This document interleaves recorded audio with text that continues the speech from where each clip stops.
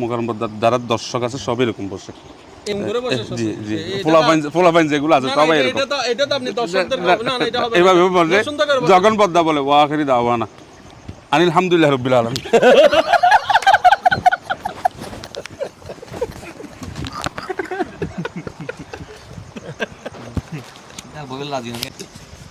Control. Control. Control.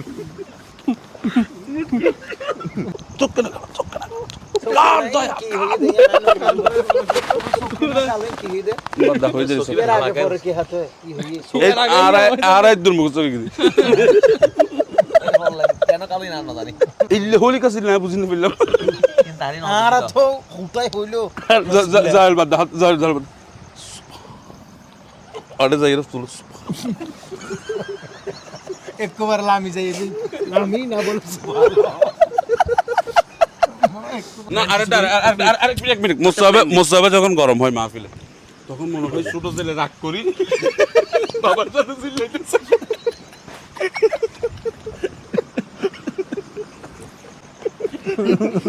আর সাথে চিল্লে বাবার লো চিল্লাইতে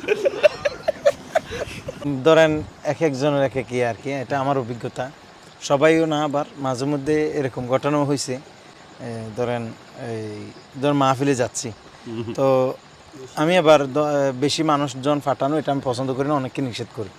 তো আবার অনেকে কি করে একদম মানে না পাঠাতে পারলেই মানে খুশি, সবাই না, অনেকে তো একদম না বললেও আগে থেকে লোক পাঠাই দিয়ে বা চলে আসে। কমও হয়েছে আমার জীবনে একটা ঘটনা আমার মনে আছে এখনো, যে হুজুর কোথায় আসছেন? আমি অমুক জায়গায় আছি। আচ্ছা আচ্ছা, হুজুর ওদিকে রাস্তাটা সোজা না, হয়তো একদম সোজা, হয়তো একটা ডানে রোড ঢুকছে। হ্যাঁ একটা ঢুকছে, হয়তো ওটা দিয়ে একদম সোজা আসার পর একটা দোকান পাবেন। হ্যাঁ দেখছে, দোকান থেকে সোজা বামে যাবেন, বামের থেকে একদম কিছুক্ষণ চালানোর পর একটা বট গাছ পাবেন। বট গাছ থেকে একদম মানে দক্ষিণ দিকে আপনি একদম সোজা, কারোর সাথে জিজ্ঞেস করার দরকার নেই, একদম সোজা রুট এগুলো, একদম সোজা যাবেন।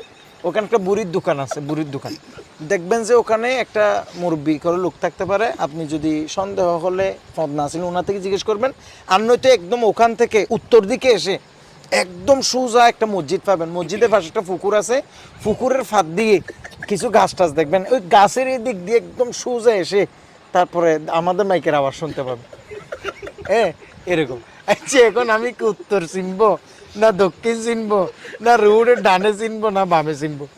এরকম অনেক মানুষই আসলে না জানে এগুলো মানে বলতে। এখন তো মাশাআল্লাহ আলহামদুলিল্লাহ এখন যুগ অনেক আপডেট হয়েছে, এগুলো অনেক আগের কথা।